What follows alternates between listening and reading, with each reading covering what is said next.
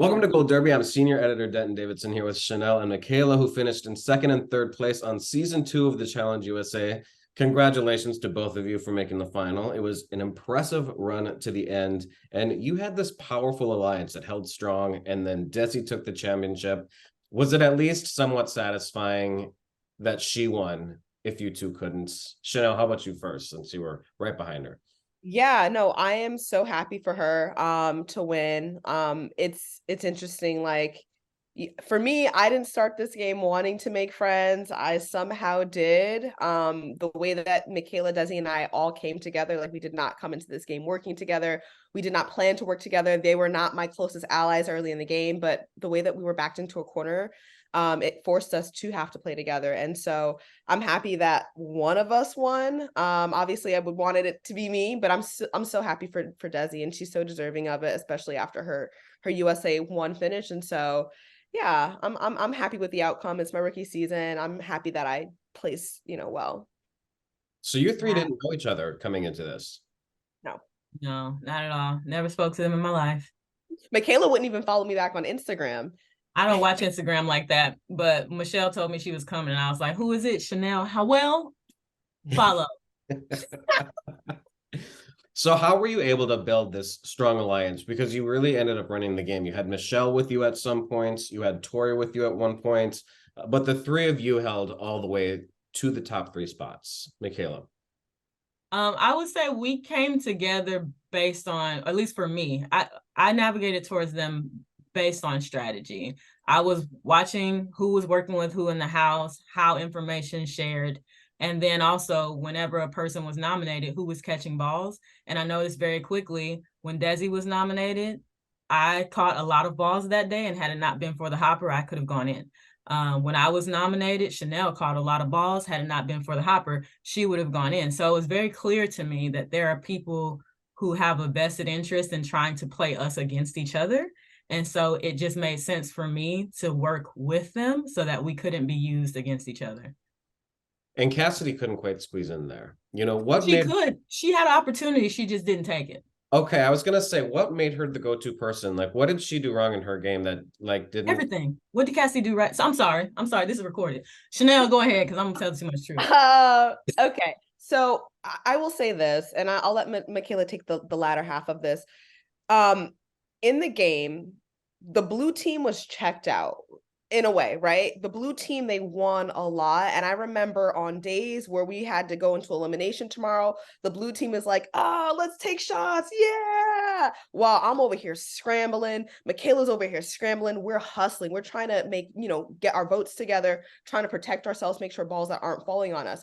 And so in the early part of the game, when you have people who are scrapping, who are clawing, who are fighting, get to the middle point, and at that middle point, people are like, all right, I'm checked in now. It's too late. It's too late. And so I think that is a part of why Cassidy couldn't really fit into the group. But then I also think that there are just like clashes in like the way that we think and strategy and maneuver in our social games. And so for me, and I think Michaela and Desi, we all are very similar in how logical we are, how emotionally intelligent we are, how we maneuver around the house. All of our steps are very calculated and deliberate.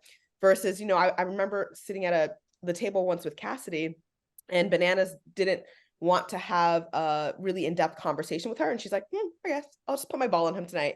And it was like that easy of an emotional decision to just like, because someone didn't want to talk to you in that moment, to do that. And that's just not the way that I played the game. And so because of that, for me, that wasn't someone that I looked to, or those are not characteristics that I look for in someone that I want to work with.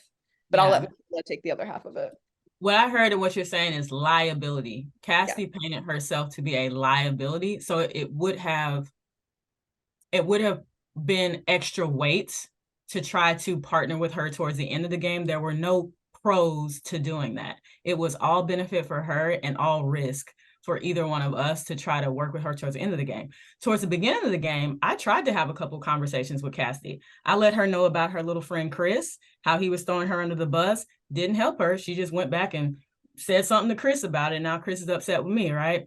So there were a couple times that I tried to extend an olive branch to Cassidy, and it was clear that she wasn't as interested in working with me. So, you know, if you let me know that at the beginning, don't come back at the end, especially when you don't have anything to offer.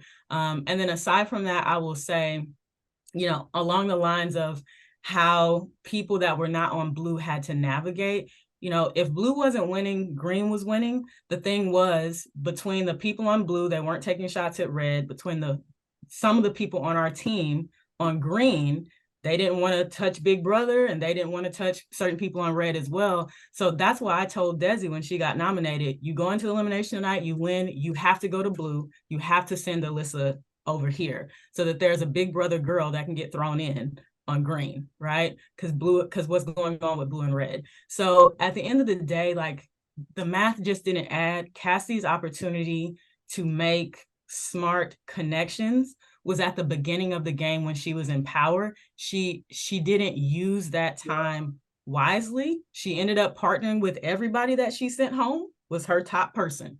She was trying to work with the Alyssas. She was trying to work with Michelle. She was trying to work with Tori, and Tori washed her hands over as soon as the game went individual. So that's what happened with Cassidy. It was a lack of game strategy and a lack of social game as well. And it just put her in a really bad position to where there was not really anyone in the game who it made sense for their game to partner with her. And that's how she ended up kind of going into elimination after elimination.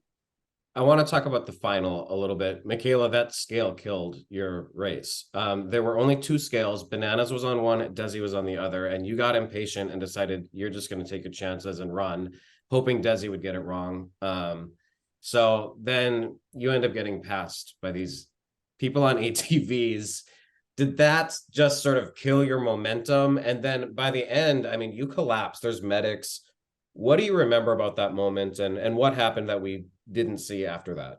Yeah, so, you know, I made a decision. I thought when they said you have to balance the scales, that meant balance. Like when I saw it on TV, the scales were like this, and they were like, "You're good." And it's like, that's not balance. Y'all need to change the word. So had I known there was so much leeway, maybe I would have tried to stay in play. But definitely, I was like, hey, if she gets it right and I wait here, then I'm just putting myself behind. If she gets it wrong and I wait here, I'm still behind because I got to wait. Chanel's going to catch up. If she gets it wrong and I'm running, then I'm automatically in first place. No way she's going to catch up to me, right? So it could have gone either way. But what happened was when she passed me in that car, I started going faster.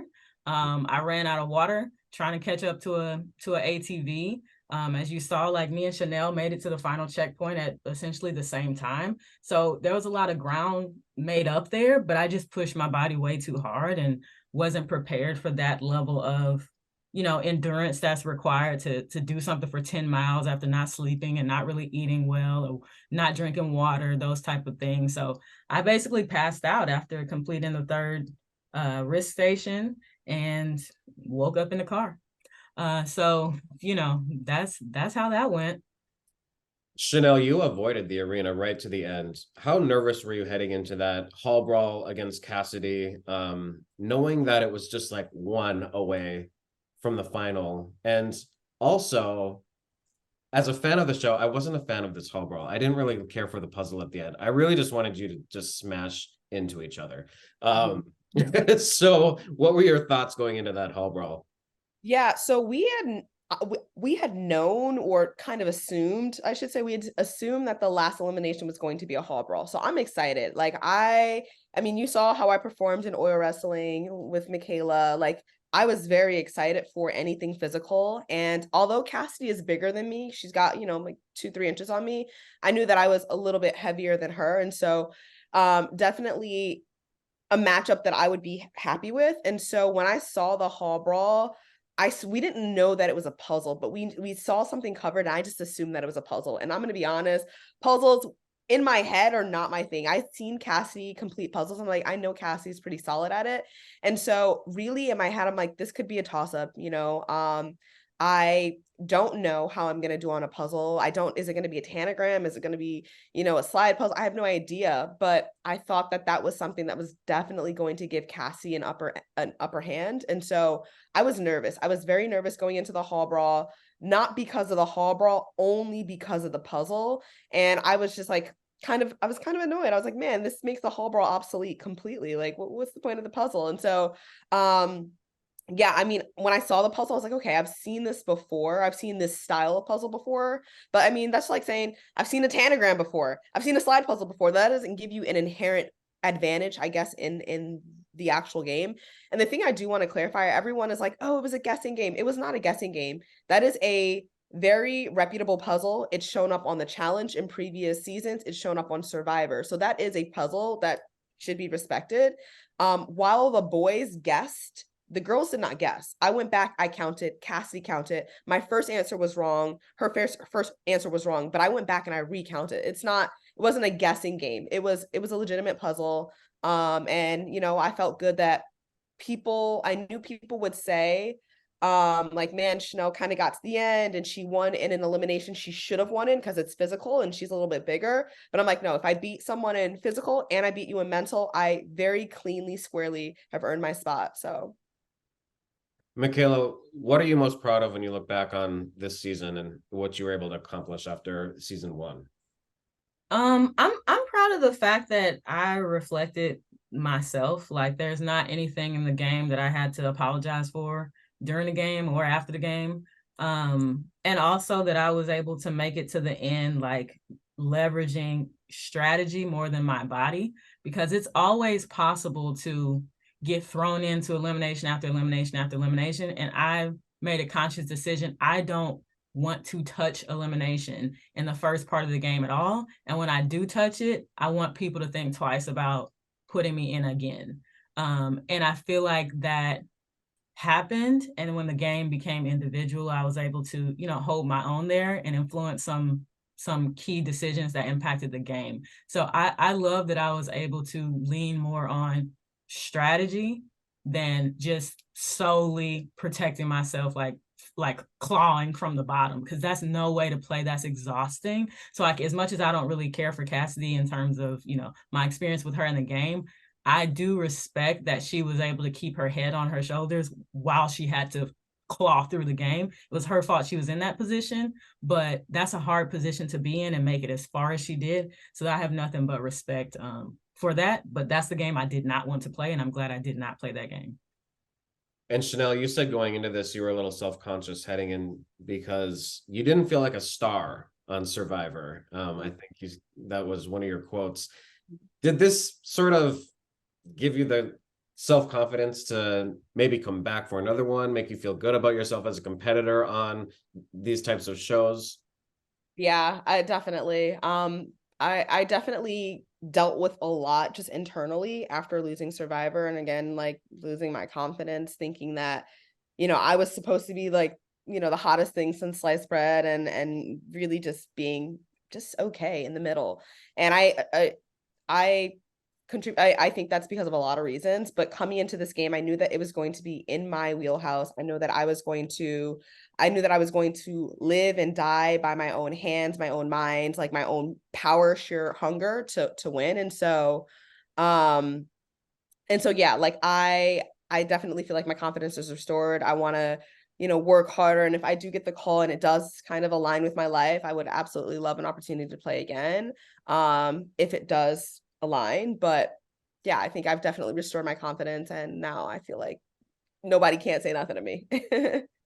So you're both willing to return. Who's the hardest to live with in that house? Oh, we get messy. Question. Oh man. The hardest to live with in the house. You go first, Michaela. That's hard for me because, I think about the people in my room, they weren't really hard to live with. Wes is actually very accommodating. His wife has trained him very well. So kudos to him. Alyssa's very clean.